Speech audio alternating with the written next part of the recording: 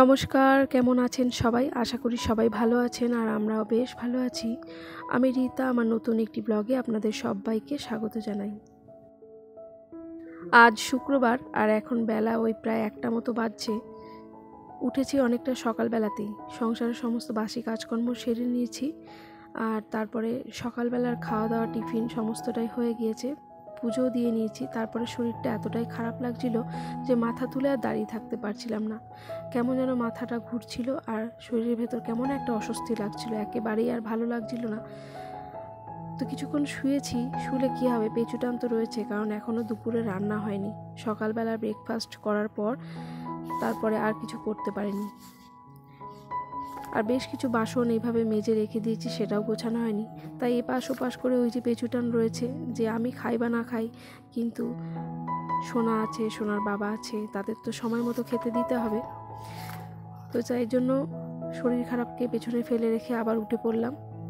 বাসনগুলো আগে গুছিয়ে নিচ্ছি, কারণ সমস্ত বাসনই এই গামলাটার মধ্যে রয়েছে। তো এটা ওটা কোনটা লাগবে, তাই জায়গার জিনিস জায়গায় আবার রেখে দিচ্ছি। তারপরে রান্না বসাবো। আর এখন উঠে এসব গোছাতে গোছাতে প্রায় 1:10-15 হয়ে গেছে। তাই চটপট কি বানাবো সেই সবই মনে মনে ভাবছিলাম আর এই কাজকর্মগুলো করছিলাম। তারপরে মনে হলো বাজারও সেভাবে ঘরে নেই। ভেবেছিলাম যে ঝিঙে আলু পোস্ত করব, তো সেটাও আর কাটাকুটি করে করতে ভালো লাগছিল না। কিন্তু এই শোবার আগে অনেক কিছু জিনিস আমি গুছিয়ে রেখেছিলাম, যাতে অন্তত 1/2 ঘন্টা 15 মিনিট একটু যদি ঘুমোতে পারতাম, তারপরে শরীরটা হয়তো ভালো লাগতো। কিন্তু বিশ্বাস করুন, ওই যে মনের মধ্যে কোনো চাপ নিয়ে কাজের বা টেনশন নিয়ে কিছুতেই ঘুম আসে না।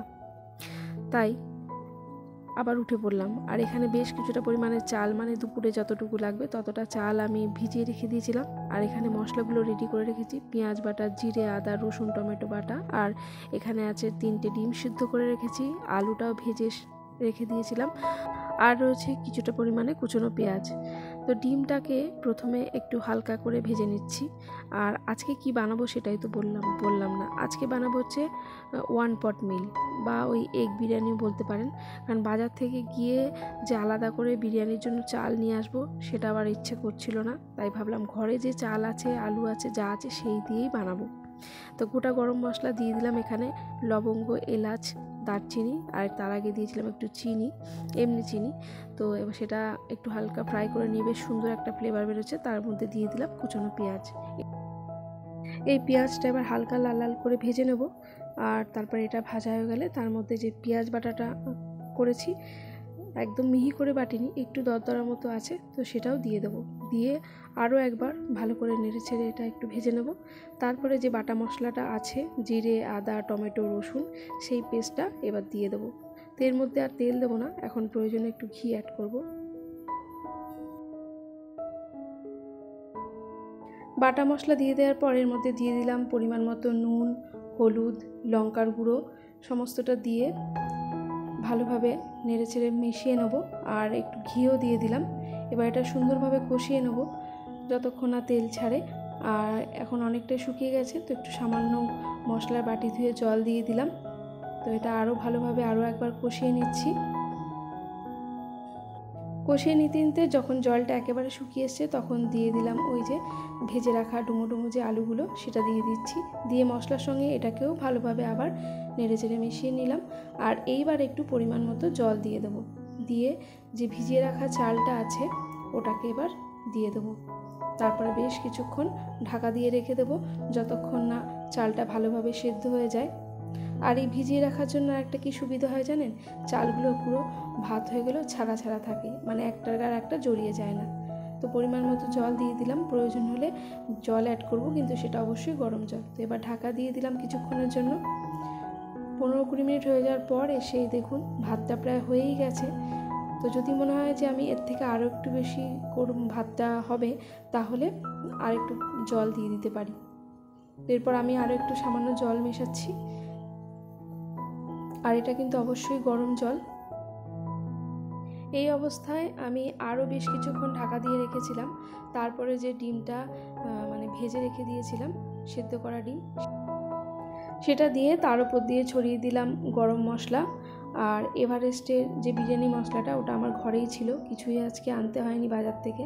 তো সেটা দিলাম, দিয়ে দিলাম একটু পরিমাণ মতো চিনিটা না হলে ঠিক স্বাদের ব্যালেন্স হয় না। তারপরে দিয়ে দিলাম খাওয়ার যে গোলাপ জলটা, আর তারপরে ওপর দিয়ে আরেকটু ঘি ছড়িয়ে দিলাম। আর তারপরে এই যে ফাইনাল লুক দেখুন, ভাতটা কেমন ঝরঝরে হয়েছে। সঙ্গে নিলাম একটু গোল গোল করে পেঁয়াজ কেটে, আর টক দই তো আমাদের এখন থাকেই সঙ্গে। তাহলে চলুন দুপুরে খাওয়া দাওয়াটা এখন সোনার আমি খেয়ে নিই, কারণ দেখতে দেখতে বেলা অনেকটাই হয়ে গেছে, প্রায় 2টো বাজে। তো হাজব্যান্ড আসতে অনেকটাই দেরি আছে, তাকে ফোন করা হয়েছিল, তো সে বাড়ি আস্তে আস্তে সেই বিকেল 4টে সাড়ে 4টে হয়ে যাবে। তাই সোনা আর আমি খেতে বসে পড়লাম। সোনা তো খেয়ে বললো মা দারুণ টেস্টি হয়েছে। তো এবার আমি খেয়ে তার রিভিউটা আপনাদের দিই। খেতে সত্যিই ভীষণ টেস্টি হয়েছিল বন্ধুরা, আপনারাও ট্রাই করতে পারেন বাড়িতে। ব্যাগটা নিবি না? তুমি নেবে? তাহলে ধরো। তা আমাকে বেকার বেকার ব্যাগটা বার করতে বললে কেন? ওকে একদম পার করে বাড়ির কাছে দিয়ে আসবে।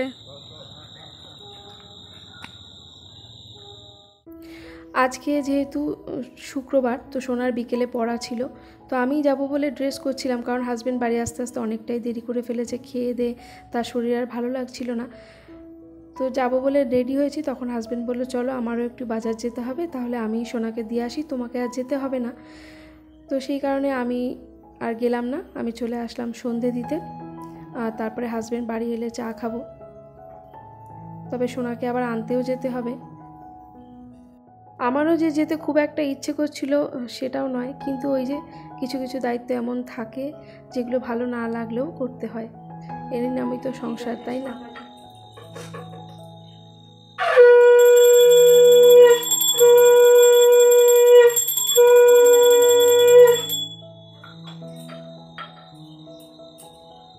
সন্ধে দেওয়া আমার হয়ে গেছে, চলুন এবার একটু চা বানিয়ে খাবো।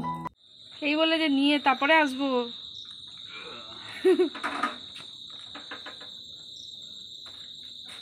তখন আসেনি তো না, রেল লাইনটা ক্রস করে যাচ্ছি। ওই ঘোষাদের আস্তে আস্তে। হাজব্যান্ড বাজার থেকে চলে এসেছে, সঙ্গে 2টো চপ এনেছিল। তো প্রথমে একটু চপ মুড়ি খেলাম অল্প করে, তারপরে চাটাই যে বানিয়ে রেখে দিয়েছিলাম তো ওটা একটু গরম করে নিলাম। এখন দুজনে বসে গরমা গরম 2 কাপ চা খাবো। আর তারপরে রাতের দিকেও কিছু রান্নাবান্না করতে হবে, কারণ ওই যে বানিয়েছিলাম সেটা একটু পড়ে আছে। তো সোনা যদি খায় ওই 1 পট মিল বা এগ বিরিয়ানি সেটা খেয়ে নেবে। এখন তো ডিম নেই, রয়েছে আলু, আর হাজব্যান্ডের জন্য কিছু একটা বানিয়ে দিতে হবে। চলুন গরমা গরম চাটা খেয়ে নিই। প্রতিনিয়ত সংসারের কাজগুলো করতে করতে মাঝে মাঝে বড্ড একঘেয়েমি লাগে, তাই 2-1 দিন ছুটি পেলে বেশ ভালোই হয়, তাই না? কিন্তু কে আর আমাদের ছুটি দেবে বলুন? তাই কখনো কখনো এইরকম ফাঁকিবাজি রান্না করলে অনেকটা সময় বাঁচে এবং নিজের জন্য একটু সময় পাওয়া যায়। যাই হোক, খেতে মন্দ হয়নি খাবারটা, আপনারাও ট্রাই করতে পারেন। আর এখন রাত প্রায় 10টা বাজে, সন্ধ্যে থেকে কিছু ভিডিও আর শ্যুট করিনি।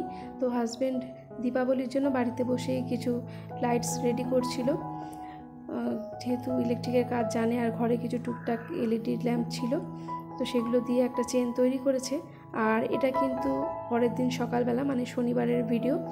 তো আমার সংসারের বাসি কাজকর্ম সেরে স্নান টান সব হয়ে গিয়েছিল, তারপরে মায়ের পুজোও হয়ে গেছে, তো সেটাই একটু আপনাদের সঙ্গে এখন শেয়ার করছি। আর এই সময় বেলা বাজে প্রায় 11টা, যেহেতু আগের দিন শরীরটা বেশ খারাপ ছিল, তাই আজকে উঠতেও অনেকটা দেরি হয়ে গিয়েছিল, প্রায় 7টা সাড়ে 7টার সময় ঘুম থেকে উঠেছি।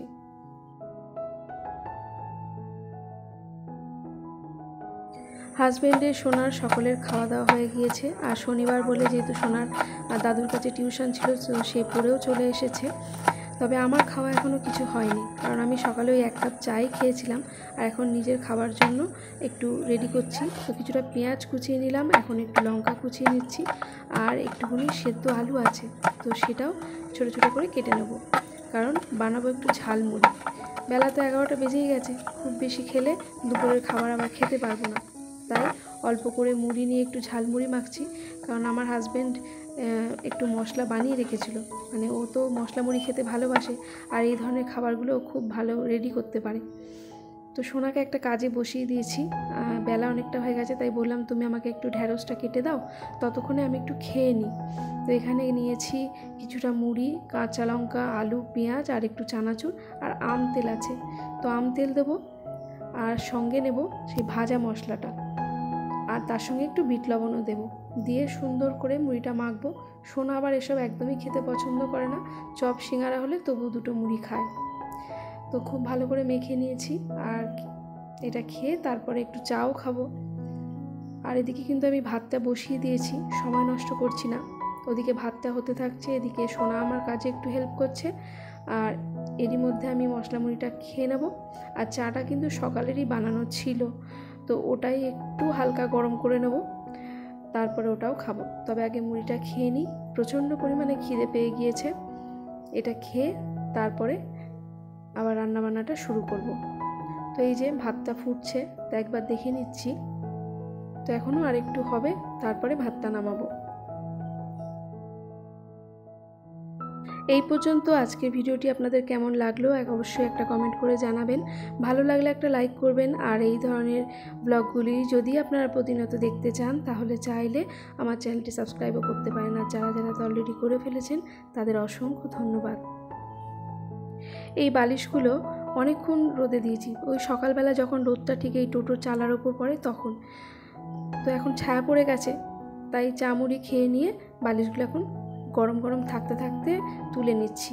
যাই হোক, এরপর ফিরছি কিন্তু সেই আবার প্রায় ধরুন এখন ওই 3টে মতো বাজে, কারণ ওই যে বেলা করে খাবারটা খেয়েছি, তারপরে আমার আর খিদে পাচ্ছিল না। তো একটু অপেক্ষা করছিলাম হাজব্যান্ডের জন্য, তো সে আস্তে আস্তে দেরি হবে। তো আজকে দুপুরে মেনুতে ছিল চুনো মাছের ঝাল, ঢেঁড়সের ঝাল, আর ছিল ঝিঙে আলু চিংড়ি মাছ দিয়ে একটা তরকারি। তাহলে চলুন খাওয়া দাওয়াটা সেরে নিই, আর আপনাদের কাছ থেকেও বিদায় নিয়ে নিই। সকলে ভালো থাকবেন, আবারও দেখা হবে।